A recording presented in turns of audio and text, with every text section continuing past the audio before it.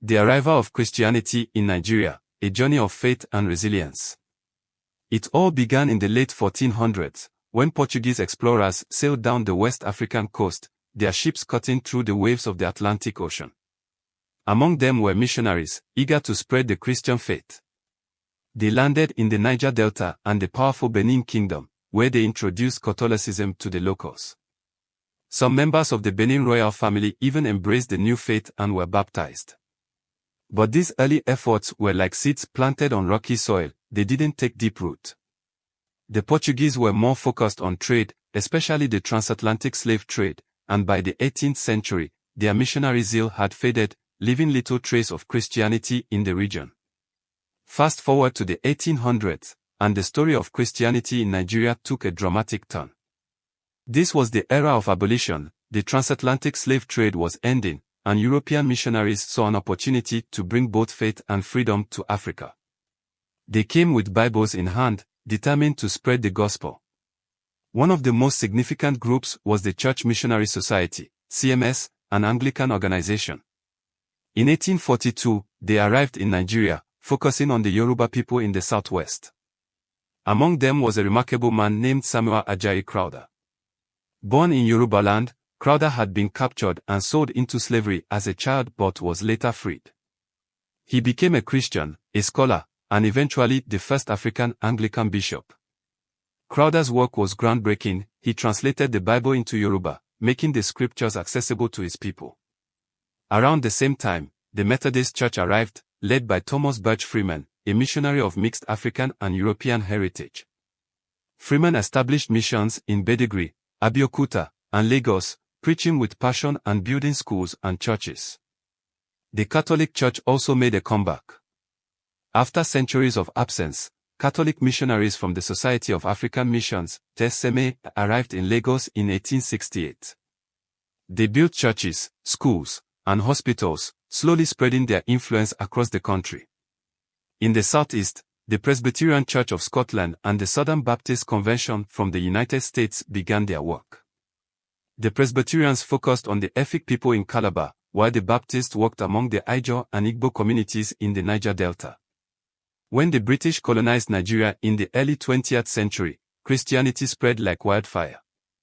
Missionaries worked hand in hand with colonial authorities, using education and healthcare as tools for evangelism. Schools and hospitals became centers of Christian influence, and many Nigerians embraced the faith to gain access to these services.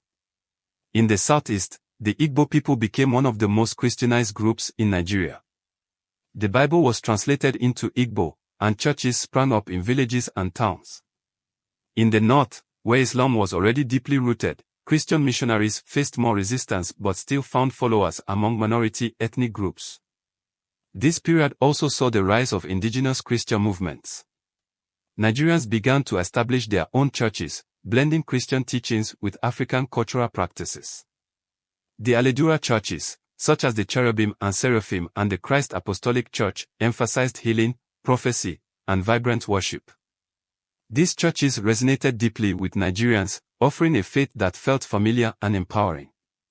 When Nigeria gained independence in 1960, Christianity entered a new phase. The country was now free from colonial rule, and the church began to take on a distinctly Nigerian character. The late 20th century saw the rise of Pentecostalism, a movement that transformed the religious landscape. Pentecostal churches like the Redeemed Christian Church of God, RCCG, Living Faith Church, Winners Chapel, and Mountain of Fire and Miracles Ministries, MFM, became household names. These churches were known for their lively worship services, emphasis on miracles, and passionate evangelism. Pastors like Idote Adaboy and Bishop David Oyedepo became spiritual giants, not just in Nigeria but around the world. Nigerian Christians also began to take the gospel beyond their borders. Missionaries from Nigeria traveled to other parts of Africa, Europe, and the Americas, planting churches and spreading the faith. Today, Nigeria is one of the largest Christian nations in the world, with millions of believers across countless denominations. The story of Christianity in Nigeria hasn't been without its struggles. In the north, where Islam is the dominant religion, tensions between Christians and Muslims have sometimes led to violence. Extremist groups like Boko Haram have targeted Christian communities, causing pain and suffering. Yet, in the face of these challenges, Nigerian Christians have remained resilient, holding fast to their faith. Christianity has also left an indelible mark on Nigerian society. It has shaped education, healthcare, politics, and culture. Nigerian Christians have produced world-renowned pastors, scholars, musicians, and writers, making significant contributions to global Christianity. Today, the story of Christianity in Nigeria continues to unfold. From the early Portuguese missionaries to the vibrant Pentecostal churches of the 21st century, the faith has grown and adapted, becoming an integral part of Nigeria's identity. It's a story of faith, resilience, and the power of the gospel to transform lives and communities.